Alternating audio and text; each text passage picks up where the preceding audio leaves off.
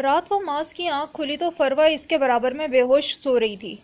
फरवा की नींद हमेशा से बहुत पक्की थी, लेकिन मास को एक बार उठने के बाद दोबारा नींद नहीं लगती थी। कुछ देर यूं ही मोबाइल की स्क्रीन पर उंगलियां चलाता मुख्तलिफ वीडियो देखने लगा।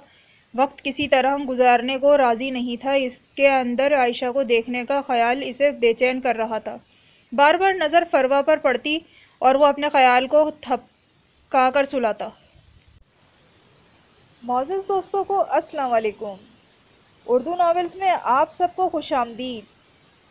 नावल्स पढ़ने वालों के लिए बेहतरीन कलेक्शन प्ले लिस्ट में तमाम अक़साद के साथ मौजूद है। वीडियो को लाइक करें, शेयर करें और चैनल को सब्सक्राइब करना ना भूलिएगा। लेकिन शायद इसके हाथ में मौजूद मोबाइल भी इसके दिल के हाल से वाकिफ़ हो चुका था। वो ख़ुद को जितना सोचों से बाज रख रहा था, इतनी ही ख्वाहिशात को हवा देने वाली वीडियोस एक के बाद एक इसके सामने आने लगी। कहीं किसी मूवी का सीन था तो कभी किसी वीडियो का लिंक। इसके अंदर भंटर चलने लगे। गुनाह कुछ दूर देर गुनाह लगता है, या अगर बार बार इससे सोचा जाए या देखा जाए तो वो लज्जत देने लगता है।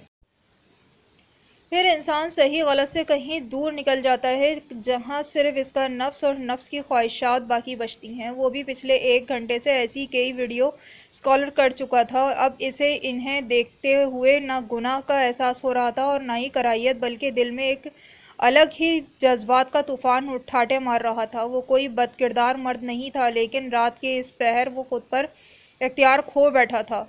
दिलो दिमाग की तवील जंग के बाद माज दबे पाँव बिस्तर से उठकर कमरे से निकला और दरवाज़ा एहतियात से बंद कर दिया। वो भी इस सही गलत से बहुत दूर आगे निकल चुका था। जब से इसने आयशा के चमकदार हाथ पांव देखे थे, दिल इसके चेहरे के दीदार को तड़प रहा था। वो इसी अंदाज में दबे पांव आयशा के कमरे तक आया। दरवाज़ा यकीनन अंदर से लॉक होगा। वो खुद कलामी करते हुए किचन तक गया। फ्रिज के ऊपर रखा घर की तमाम चाबियों का गुच्छा हाथ में उठाया। एक जानदार मुस्कुराहट के ने इसके लबों का अहाता कर लिया। अपार्टमेंट के तमाम दरवाज़ों पर ऑटोमेटिक लॉक थे, कहीं भी कुंडियां नहीं थीं।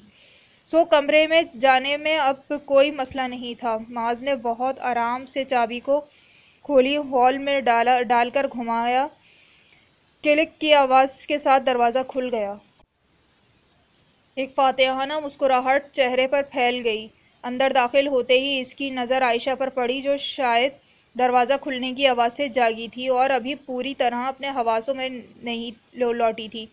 माज इसके चांद से चमकते चेहरे को देखता रह गया। दुपट्टे से बेनियाज आयशा के चेहरे के गिर्द झूलती सुनहरी जुल्फ़ें इसके वजूद को सलाम पेश कर रही थीं। माज ने वो 4 कदमों का फासला बहुत तेज़ी से अबूर किया था। इस एक हाथ आयशा की कमर के गिर्द कसा और दूसरा इस हाथ से इसका मुंह दबा लिया था। आयशा की आंखें खौफ से फैल गईं।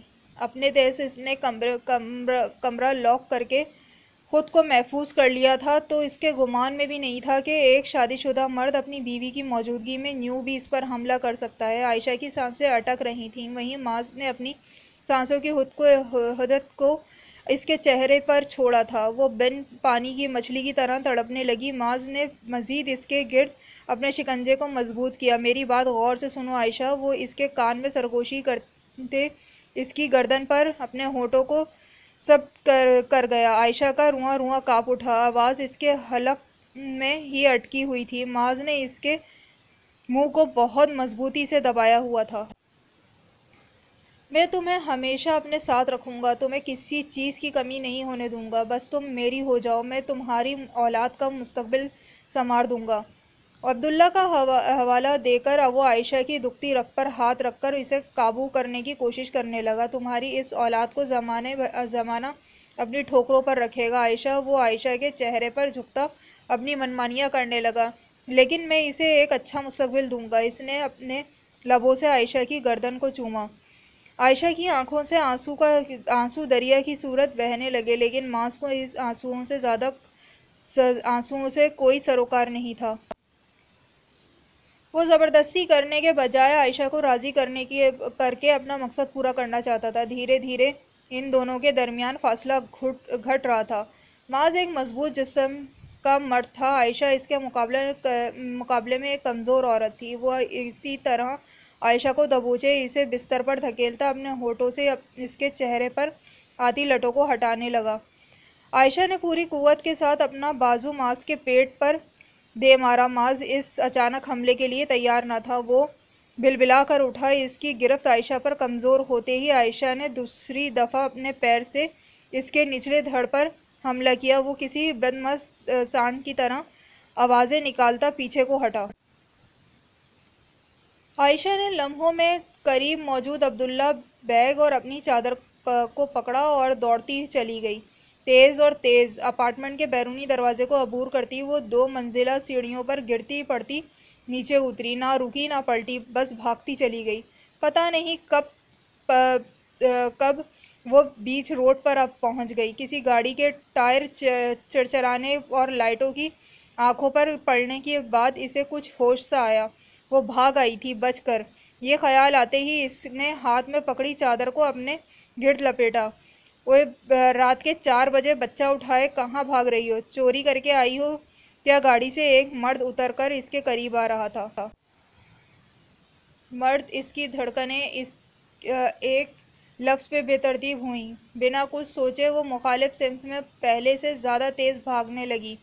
इसकी तरफ बढ़ने वाले मर्द ने इसे पागल मान लिया था। वो वापस गाड़ी में बैठता इसे कोसता अपनी राह पे चल दिया। यूं ही भागते भागते फजर की अजान इसके कानों में पड़ी और वो रुक गई। हय्या अलल फलाह, हय्या अलल फलाह, आओ कामयाबी की तरफ, आओ कामयाबी की तरफ। हय्या अलस अस्सलातु खैरुम मिनन नौम, अस्सलातु खैरुम मिनन नौम। और नमाज नींद से बेहतर है, और नमाज नींद से बेहतर है। इसके कदम खुद ब खुद इसकी आवाज़ की सिमत बढ़ने लगे। कुछ ही मिनट में वो मस्जिद के दरवाजे पर खड़ी थी। कामयाबी यहाँ थी। वो तो कभी इस बात को समझ ही नहीं सकी थी। कोई था जो इसे रोज़ पुकारता रहा था रब के हुक्म से कामयाबी की तरफ, लेकिन वो कभी सुन नहीं सकी थी। यह ज़िंदगी के शोर में 5 वक्त आने वाले रब के इस पैगाम की आवाज़ कहीं दब सी गई थी। आज इसके कान, इसका जिस्म इस आवाज़ पर लरज़ रहा था। वो आहिस्ता आहिस्ता मस्जिद के हाते में दाखिल हो गई। नमाजियों ने मस्जिद में दाखिल होती इस औरत को हैरत से देखा जिसका मुंह चादर के पल्लू में छुपा हुआ था। मस्जिद के अंदर मांगने की इजाज़त नहीं, बाहर दरवाजे पर खड़ी हो जाओ। एक बुजुर्ग ने इसे मांगने वाली समझकर रोका था। शायद वजह इसके सीने से लिपटा अब्दुल्ला था। हाँ, मैं मांगने आई हूँ, लेकिन मेरी झोली मस्जिद के दरवाजे पर खड़े होने से भरने वाली नहीं है। मेरी झोली तो सजदे में गिरने से भरने वाली है। मुझे इस ज़ात से मांगना है कि जो खाली नहीं लौटाता, जो अपने बंदे की लाज रखता है, जो गैब नहीं गंवाता। बस मांगो तो नवाजता है, नवाज देता है। वो लम्हे भर को खामोश हुई। ठीक है बेटी, तुम वज़ू कर लो, मैं एक कोने में तुम्हारी नमाज का इंतज़ाम कर देता हूँ। बुजुर्ग शायद इसका दर्द जान गए थे। इसने मस्जिद के फ़र्श पर अब्दुल्ला को लिटाया। वो पुरसुकून सो रहा था। खुद वज़ू करके नमाज की नीयत बांध ली। हर रकात आंसू थी, हर सजदा सिसकियाँ, हर रुकू नदामत थी, हर क़यामत तौबा। इसने पहली दफ़ा ऐसी नमाज पढ़ी थी कि रूह तक मुतमईन हो गई थी। मस्जिद खाली होने लगी थी। वो वहीं बैठी रही। कुछ लोग कुरान मजीद की तिलावत में मसरूफ़ थे। वो भी शेल्फ से एक तर्जुमे वाला कुरान उठा लाई। अभी इसने कुरान पाक खोला ही था कि पहली नज़र आयत पर पड़ी और वो ठटर गई। और सब्र करने और नमाज पढ़ने से मदद लिया करो। और बेशक वो नमाज मुश्किल है, मगर सिवाय इन पर जो आजिज़ी करने वाले हैं। सूरह बकरा आयत 45। कितने साफ़ अल्फाज में अल्लाह ताला ने मदद हासिल करने का तरीका बयान किया था। और वो एक थी जो लोगों के आगे झोलियाँ फैलाती आई थी। इसे रास्ता मिल गया था, बस अब इसी रास्ते पर कायम रहना है। कहानी अभी जारी है। चैनल को सब्सक्राइब करना ना भूलें। वीडियो को लाइक करें, शेयर करें। बहुत शुक्रिया।